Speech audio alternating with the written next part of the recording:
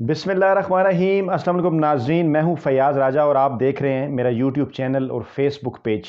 दोस्तों, वैसे तो हर लम्हा हर आन ज़िंदगी में रब की ज़ात का शुक्र अदा करना चाहिए, लेकिन आज की इस वीडियो के आगाज़ पर मैं ख़ुसूसी तौर पर अल्लाह पाक का शुक्र अदा करता हूं। अल्लाह पाक का लाख लाख शुक्र अदा करता हूं और साथ ये कहता हूं कि ये सब तुम्हारा करम है आका, कि बात अब तक बनी हुई है। तो जनाब, मामला कुछ यूँ है कि मेरा यूट्यूब चैनल जो मैंने गुज़श्ता बरस 14 अगस्त को शुरू किया था, आज अल्हम्दुलिल्लाह 10 अक्टूबर 2021 को इसके 1 लाख सब्सक्राइबर्स जो हैं वो मुकम्मल हो गए हैं।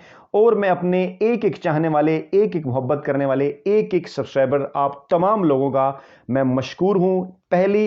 पहले सब्सक्राइबर से लेके 1 लाखवें सब्सक्राइबर तक आप तमाम लोगों का इसके अंदर किरदार है, आपकी मोहब्बत है। आप हमें सुनते हैं, हमसे प्यार करते हैं, हमें फीडबैक देते हैं, जिसकी वजह से हमारी हिम्मत बनती है, हमारा हौसला बढ़ता है और हम मज़ीद भी ज़्यादा जोश और जज्बे के साथ काम करते हैं। आज मेरे लिए एक बहुत बड़ा दिन है और यकीनन ये एक मेरे लिए बहुत बड़ी खुशी की बात है, लेकिन इसके साथ साथ आज एक अफसोस का दिन भी है पाकिस्तानी कौम के लिए, पाकिस्तानी अवाम के लिए, क्योंकि आज मोहसिन पाकिस्तान डॉक्टर अब्दुल कदीर ख़ान 10 अक्टूबर को वफ़ात पा गए। और ये खुसूसी वीडियो हम आज उन्हीं के नाम जो है वो करने जा रहे हैं। ये दो तरह से एक ख़ास और तारीखी वीडियो होगी। एक तो ये कि मेरे यूट्यूब चैनल के 1 लाख सब्सक्राइबर भी मुकम्मल हो गए, और दूसरे जो है वो आज के दिन जो है वो मोहसिन पाकिस्तान की वफ़ात हुई और हम ये उनको ट्रिब्यूट भी पेश कर रहे हैं। लेकिन इस खुसूसी वीडियो के अंदर हम आपको यह बताएंगे कि कुछ ऐसे लोग जो कि डॉक्टर अब्दुल कदीर खान के फोत होने पर जो है उनके हक में ट्वीट कर रहे हैं और उनके अहले खाना के साथ ताज़ियत कर रहे हैं। वो जब जिंदा थे तो वो उनके साथ जो है वो क्या सलूक करते रहे, किस तरह उनको धोखा देते रहे, किस तरह उनकी पीठ में छुरा घूमते रहे। मेरा जिक्र है जनाब इस वीडियो के अंदर नवाज शरीफ की जानिब, जो पाकिस्तान के साबिक वज़ीर-ए-आज़म हैं, किस तरह से उन्होंने डॉक्टर अब्दुल कदीर खान को धोखा दिया, किस तरह से उनकी पीठ में छुरा घोंपा, और कैसे मरियम को भी ये सारे मामलात मालूम है। लेकिन आज उनके फोत होने के ऊपर जिस किस्म के ट्वीट उनकी जानिब से सामने आए, ये एक मुनाफिकाना तरीका है और बज़ाहिर कौम को यह साबित करने की कोशिश की है कि शायद वो मोहसिन पाकिस्तान से बहुत ज़्यादा प्यार करते थे। लेकिन असल हकीकत हम आपको इस वीडियो के अंदर जो है वो बताने जा रहे हैं। तारीखी हकायक और सबूत हम आपके सामने रखेंगे कि कैसे नवाज शरीफ ने डॉक्टर अब्दुल कदीर खान को धोखा दिया और उनकी पीठ में छुरा घोंपा। अपडेट्स जो ताज़ा तरीन है उनके मुताबिक डॉक्टर अब्दुल कदीर खान की तदफीन जो है वो कर दी गई है।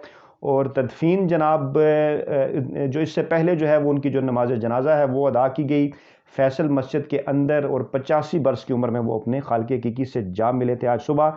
तफसीलात आप सुन ही चुके हैं। हम बढ़ते हैं अपने इस वीडियो की जानिब और आपको बताते हैं कि कैसे जो है वो नवाज शरीफ ने डॉक्टर अब्दुल कदीर खान को धोखा दिया। पूरी वीडियो आप गौर से सुनेंगे तो तब सारा मामला आपको समझ आएगा। और घर के भेदी के ज़रिए मैं ये तमाम तर सबूत सामने रख रहा हूँ। ये जो हामिद मीर जो कि शरीफ ख़ानदान के बड़े करीब हैं, मरियम नवाज़ के बड़े फेवरेट हैं, नवाज शरीफ को वो इनकलाबी मानते हैं और वो उनको इनकलाबी मानते हैं। उनका एक कालम है फ़ौजी अफसरान का सियासी इम्तहान। ये कालम है जनाब आपके सामने, फ़ौजी अफसरान का सियासी इम्तहान। ये 19 अक्टूबर 1999 के औसाफ में छपा। तफसीलात ज़रा गौर से सुनिएगा कि नवाज शरीफ हुकूमत की बरतरफी पर एहतजाज करते हुए कॉमनवेल्थ ने पाकिस्तान की रुकनीत मुअत्तल कर दी है। कॉमनवेल्थ ऐसे ममालिक की तंजीम है जो कभी सल्तनत बरतानिया में शामिल थे, लिहाजा इस तंजीम को ग़ुलामी की बाक़ियात भी कहा जाता है। नवाज शरीफ हुकूमत की रुखसती के साथ ही वतन अजीज़ का ग़ुलामी की बाक़ियात से छुटकारा पाना नेक शगुन है। देखिए ज़रा कैसे वो नवाज शरीफ के जाने के ऊपर खुशी का इज़हार कर रहे हैं हामिद मीर साहब।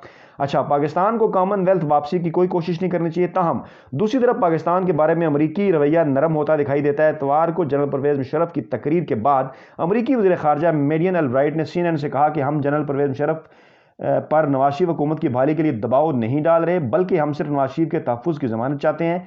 पीर को इस्लामाबाद में अमरीकी सफ़ीर विलियम बी मायलम ने भी सिर्फ यह एतराज़ उठाया कि जनरल परवेज़ मुशर्रफ ने अपनी हुकूमत की मुद्दत का जिक्र नहीं किया, ताहम उनका मजबूर रद्दअमल मुस्बत था। उन्होंने जनरल परवेज़ मुशर्रफ को मॉडरेट करार दिया और कहा कि कारगिल ऑपरेशन की जिम्मेदारी सिर्फ फ़ौज पर नहीं बल्कि सिविल हुकूमत पर भी आयद होती है, क्योंकि सिविल हुकूमत ने इस ऑपरेशन की मंजूरी दी थी। हामिद मीर का उस वक्त ये मौक़िफ़ था, अब कुछ और है। अमरीकी सफ़ीर ने इस तासुर की भी नफ़ी की कि जनरल परवेज़ मुशर्रफ के खिलाफ कार्रवाई को अमरीका की तायद हासिल थी। जनरल परवेज़ मुशर्रफ के खिलाफ कार्रवाई को अमरीका की तायद हासिल नहीं थी। उनकी गुफ्तगू से पता चल रहा था कि अमरीका पाकिस्तान की फ़ौजी हुकूमत के साथ मुहाज़राई नहीं करेगा, ताकि रद्द-ए-अमल में फ़ौजी हुकूमत ऐसे राजों से पर्दा ना उठाए जो पाकिस्तान के अंदरूनी मामलात में अमरीकी मुदाखलत को बेनकाब कर दें। पाकिस्तान की नई हुकूमत को अमरीका के साथ मामूल के ताल्लुकात ज़रूर कायम रखने चाहिए, लेकिन इस सिलसिले में एहतियात की ज़रूरत है। जनरल परवेज़ मुशर्रफ का कहना है कि पाकिस्तान की खारजा पॉलिसी तब्दील नहीं होगी, लेकिन वो याद रखें कि नवाज शरीफ के खिलाफ अवामी नफरत में इजाफे की वजह बस डिप्लोमेसी और बैकडोर डिप्लोमेसी बनी। हामिद मीर ये बता रहे हैं कि भारत के साथ जब नवाज शरीफ तल्लुकात ठीक करना चाहते थे तो ये बात अवामी नफरत में इजाफे का बायस बनी। आज हामिद मीर का मौक़िफ़ कुछ और है इस हवाले से।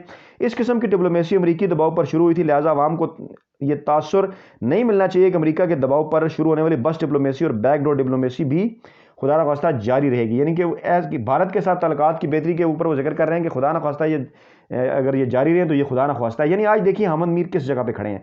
अमेरिका अपने मफादात के लिए हर किस्म की सौदेबाजी के लिए तैयार रहता है। अगर आज पाकिस्तानी फौज कश्मीर और अफगानिस्तान पर अमरीकी एजेंडे को आगे बढ़ाने पर राजी हो जाए तो यही अमरीका जमहूरियत को भूलकर फौजी हुकूमत को डॉलरों से माला माल कर देगा। लेकिन अमरीका की यह ख्वाहिश कभी पूरी ना होगी। पाकिस्तानी फौज अमरीका से बिला वजह मुआवजराई से गुरेज करेगी, लेकिन कश्मीर और अफगानिस्तान पर इसकी डिक्टेशन नहीं लेगी। आप वाज़ा तौर पर महसूस कर सकते हैं कि कैसे ये कालम जो है वो ये जाहिर कर रहा है कि हामिद मीर किस तरह से मुकम्मल तौर पर एस्टैब्लिशमेंट की गोद के अंदर बैठे हुए थे। लेकिन तीन इसके अंदर पॉइंट्स हैं। एक तो ये कि वो हामिद मीर जो है वो नवाज शरीफ को मुहब्बे वतन नहीं करार देते थे बल्कि गद्दार करार देते थे।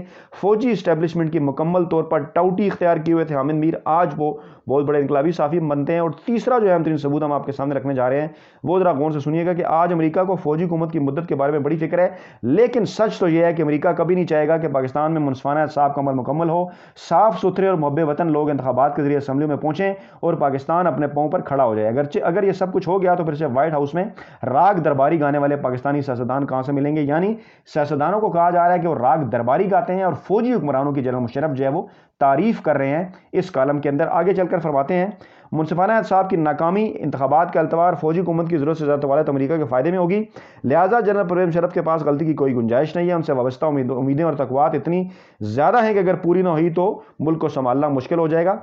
उनका मौजूदा ऑपरेशन कारगिल के ऑपरेशन से कहीं ज़्यादा मुश्किल है। उन्हें हर कदम फूंक फूंक कर रखना होगा। राग दरबारी के माहिरीन से होशियार रहना होगा, क्योंकि यह राग अच्छे भले समझदार इंसानों की अकल मार देता है। और नवाज शरीफ जैसा मेड इन पाकिस्तान, यानी इन्वर्टेड कामास में लिखा है क्योंकि उन्हें कहा जाता था मेड इन पाकिस्तान सियासतदान, फरमा रहे हैं नवाज शरीफ जैसा मेड इन पाकिस्तान अमरीकियों को खुश करने के लिए AQ खान लेबॉर्ट्रीज के फंड बंद कर देता है ताकि नए नए मिसाइल ना बने और ना अमरीका नाराज हो। अब इसकी मैं डिटेल आपको बताता हूं। जनाब के उस वक्त ये खबरें आई थी और हामिद मीर ने इसके ऊपर कालम भी लिखा था कि नवाज शरीफ ने अमरीकी हुकूमत को खुश करने के लिए डॉक्टर अब्दुल कदीर खान की जो AQ खान लेबॉर्ट्रीज थी उसके ना सिर्फ फंड बंद कर दिए थे बल्कि उनको मिसाइल बनाने से भी रोक दिया था ताकि अमरीका नाराज ना हो। और ये सब कुछ अमरीका सरकार को खुश करने के लिए किया गया था। और हामिद मीर का यह कालम भी इस बात की तस्दीक कर रहा है। उस वक्त हामिद मीर का यह मौक़िफ़ था। अब आप खुद सोचिए कि एक ऐसा शख्स जो कि AQ खान लेबॉर्ट्रीज के फंड्स बंद कर दे, गोया कि डॉक्टर अब्दुल कदीर खान को धोखा दे, उनकी पीठ में छुरा घोंपे, उसको क्या कहा जाना चाहिए। बकौल हामिद मीर के कई दीगर कालमों के नवाज शरीफ को वो उस वक्त गद्दार कहते रहे।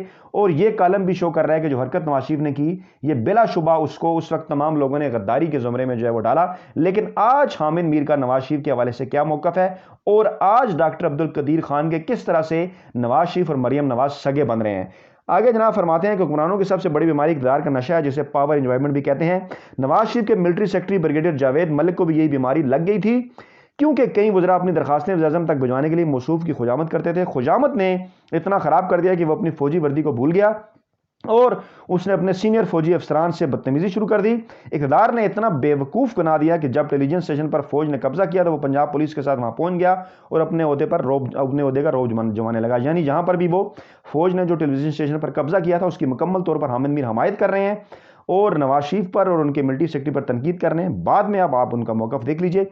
उसने पुलिस वालों को हुक्म दिया कि अगर मजीद फौजी टेलीविजन स्टेशन की इमारत में दाखिल हों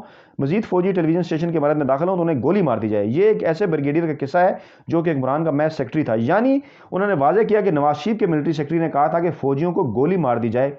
ये हामिद मीर का मौक़िफ़ था। अब कई ब्रिगेडियर और जर्नैल खुद हुकूमत का हिस्सा बनेंगे। खुदा करे कि ये आला अफसरान हुकूमत को एंजॉय करने की वजह से एक इम्तिहान समझें और इस इम्तिहान में कामयाब हों, दुआ दे रहे हैं, क्योंकि मुस्तकबिल के पाकिस्तान की कामयाबी मौजूदा हुकूमत की कामयाबी से मशरूत है। जी, पाकिस्तान उस वक्त कामयाब होगा जब जनरल परवेज मुशर्रफ की हुकूमत कामयाब होगी। यह हामिद मीर के नुक्ता नज़र है मुशर्रफ की हुकूमत के हवाले से। अल्लाह ताला नई हुकूमत को ब्रिगेडियर जावेद जैसे अफसरान से महफूज रखे और फौज के तमाम छोटे बड़े अफसरान को 12 अक्टूबर के बाद शुरू होने वाले इस बहुत बड़े सियासी इम्तिहान में कामयाब करे। यानी नवाज शरीफ चले गए। हामिद मीर खुशियां मना रहे हैं, फ़ौज आ गई और फ़ौज के आने को वेलकम कर रहे हैं और जायज़ भी समझ रहे हैं और कह रहे हैं कि ये फ़ौज का बहुत बड़ा सियासी इम्तिहान है और हक़ में दुआ कर रहे हैं कि फ़ौज उनको सियासी इम्तिहान में कामयाब करे। हामिद मीर की मुनाफ़क़त और नवाज़ शरीफ की मुनाफ़क़त आपने मुलाज़ा फरमाई इस कालम के अंदर, और मरियम नवाज़ की इन दिनों मुनाफ़क़त बिल्कुल आपके सामने है। अपना फ़ीडबैक जरूर दीजिएगा, दुआओं में याद रखिएगा। नई वीडियो के साथ जल्द आप खिदमत में हाजिर होंगे। अल्लाह ने के बाद।